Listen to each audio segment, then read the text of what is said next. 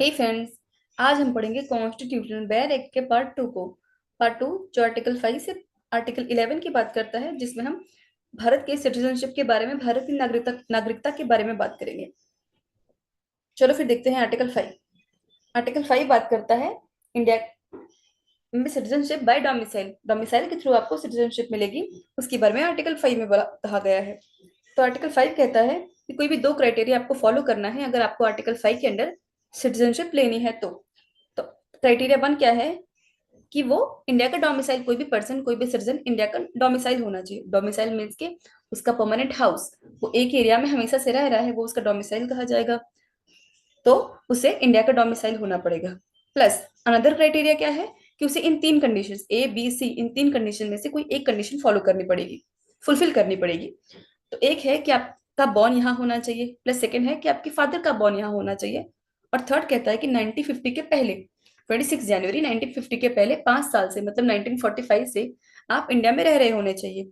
इन तीन में से कोई एक, प्लस आपका डोमिसाइल इन इंडिया। अगर इन दोनों क्राइटेरिया को आप फॉलो करते हो तो आप, या फुलफिल करते हो तो आप आर्टिकल 5 के अंडर इंडिया में सिटीजनशिप आपको मिलेगी। अब आर्टिकल 6 देखते हैं। आर्टिकल 6 कहता है, तो आर्टिकल 6 बात करता है पाकिस्तान से माइग्रेट होकर जो इंडिया आए थे उन पीपल्स के बारे में, उन्हें कैसे सिटीजनशिप देंगे। तो उनके लिए भी दो क्राइटेरिया था, एक जुलाई 1948 के पहले का क्राइटेरिया और एक जुलाई 1948 के बाद का क्राइटेरिया। वाई जुलाई 1948, ये क्वेश्चन तो आपके दिमाग में आ ही रहा होगा कि भाई यही डेट क्यों। तो ये डेट इसलिए थी क्योंकि ये डेट 1948 को परमिट मिली थी आने जाने की, कि कोई भी इंडिया का, जिन्हें पाकिस्तान से इंडिया जाना हो वो पाकिस्तान से इंडिया जा सकते हैं, जिन्हें इंडिया से पाकिस्तान आना हो वो इंडिया से पाकिस्तान आ सकते हैं। तो इसलिए इन्हें दो पार्ट में डिवाइड किया गया है। एक एक सिचुएशन, एक कंडीशन वो है जो जुलाई 1948 के पहले थी, और एक जो जुलाई 1948 के बाद है। तो जुलाई 1948 के पहले क्या था, उसमें आपको दो कंडीशन फुलफिल करनी है सिटीजनशिप के लिए। एक, या तो आप या आपके पेरेंट्स या आपके ग्रैंड पेरेंट्स अनडिवाइडेड इंडिया में हुए होने चाहिए, उनका बॉर्न हुआ होना चाहिए। और सेकंड है कि वो जब से माइग्रेट होकर यहाँ आए हैं उसके बाद से वो कभी वापस पाकिस्तान, जिस डेट को माइग्रेट करके यहाँ आए हैं उसके बाद वो कभी पाकिस्तान ना गए हों।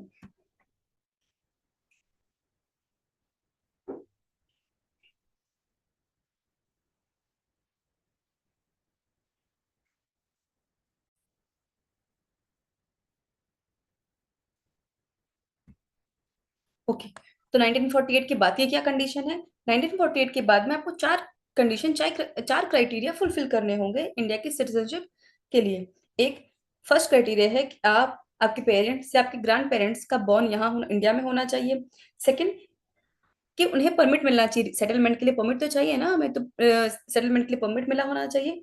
या थर्ड है कि वो रिसाइडेड हुए हों, या जब से उन्होंने रीमाइग्रेट किया है, जब से पाकिस्तान से वो इंडिया आए हैं तब से 6 मंथ के लिए वो यहाँ से कहीं वहां वापस वहां ना गए हों। फोर्थ है कि उन्हें कोई रजिस्ट्रेशन ऑफिसर से अपना एप्लीकेशन सबमिट करा होना चाहिए और सामने उस ऑफिसर ने उनकी एप्लीकेशन को एक्सेप्ट भी करनी है। इन चार कंडीशन को आप फॉलो करते हो तो आप 1948 के बाद की कंडीशंस को फुलफिल करते हो। तो आर्टिकल 7 बोलता है citizenship of person who migrated to Pakistan, जो पाकिस्तान, इंडिया से पाकिस्तान चले गए उनके बारे में बात करते हैं। तो उनमें भी दो चीजें हैं, एक कि आप इंडिया से पाकिस्तान चले गए 1948 के बाद, तो उस कंडीशन में तो आपको इंडिया की सिटीजनशिप नहीं मिलेगी। लेकिन एक कंडीशन है कि आप इंडिया से पाकिस्तान तो गए, लेकिन पाकिस्तान से फिर इंडिया आ गए, तो इन कंडीशंस में आपको सिटीजनशिप दे दी जाएगी, पर कुछ क्राइटेरिया आपको फुलफिल करने होंगे। जैसे कि आप, आपके पेरेंट्स या आपके ग्रैंड पेरेंट्स का बॉर्न इंडिया में होना चाहिए, आपको आपका परमानेंट सेटलमेंट यहाँ का होना चाहिए, आपने रीमाइग्रेट किया पाकिस्तान से, आप इंडिया आए तो आप 6 मंथ के लिए यहीं रहोगे। एक, कि आपने कोई भी एप्लीकेशन रजिस्टर की है तो आपका रजिस्ट्रेशन ऑफिसर के पास सबमिट करना है आपको, और ऑफिसर ने ये रजिस्ट्रेशन को एक्सेप्ट भी करना है, आपकी एप्लीकेशन को एक्सेप्ट करना है। इस कंडीशन को फुलफिल करोगे तो आपको आर्टिकल 7 के अंडर सिटीजनशिप मिल जाएगी। अब आर्टिकल 8 देखते हैं। तो आर्टिकल 8 बात करता है सिटीजनशिप। आर्टिकल 8 बात करता है सिटीजनशिप, जो Indian overseas residing outside the India, जो पर्सन इंडिया के ओरिजिन वाले हैं बट वो अगर बाहर जाके कहीं रह रहे हैं, किसी और कंट्री में रह रहे हैं, उनके बारे में बात करता है आर्टिकल 8। तो आर्टिकल 8 के अंडर आपको दो क्राइटेरियाज को फुलफिल करना है। एक, कि आप आपके पेरेंट्स या आपके ग्रैंड पेरेंट्स अनडिवाइडेड इंडिया में बॉर्न होने चाहिए। सेकेंड, कि इंडिया के जो डिप्लोमेट होते हैं, अदर कंट्री में रहने वाले, उस कंट्री में उन्होंने आपको as a Indian citizen register किया होना चाहिए। अगर इन दो कंडीशंस को आप फुलफिल करते हो तो आर्टिकल 8 के अंडर आप सिटीजनशिप आपको मिल जाएगी।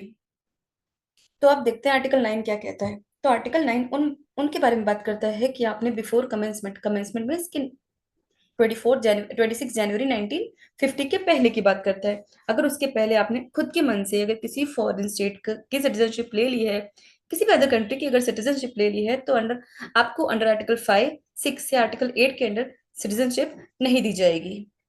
आर्टिकल 10, आर्टिकल 10 क्या बात करता है कि continuation of the rights of citizenship, every person who, मतलब कंटिन्यू कर रहा है, एवरी पर्सन हु इज और is deemed to be citizen of India under any of the foregoing provisions of the part.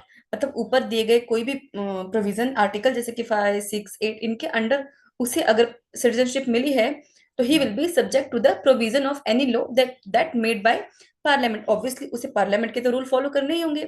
To continue to be a such citizen, citizen बनने के लिए उसे parliament के लॉ को फॉलो करना पड़ेगा।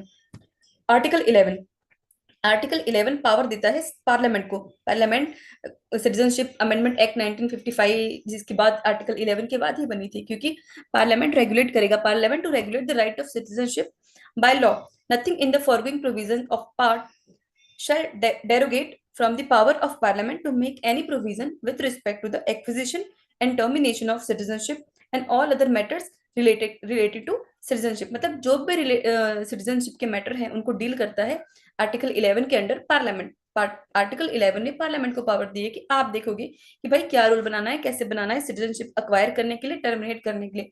ऐसा नहीं है कि अगर आपको एक बार एक्विजिशन मिल गया है, एक बार आप सिटीजन बन गए हो, तो आप कभी भी कैसे भी टर्मिनेट नहीं हो सकते। तो उसके लिए भी प्रोविजन है कि अगर आप अनदर कंट्री के साथ वॉर में इंगेज हो रहे हो या किसी की हेल्प कर रहे हो, अनदर, हम अगर वॉर में है किसी के साथ और आप किसी अनदर कंट्री का हेल्प कर रहे हो, या फिर आप खुद से छोड़ रहे हो, या फिर आप कोई रिस्पॉन्ड नहीं करे, तो ये हमने देखे सिटीजनशिप के आर्टिकल्स 5 to 11। अब हम कल देखेंगे पार्ट 3 के बारे में, यानी कि हमारे फंडामेंटल राइट्स के बारे में।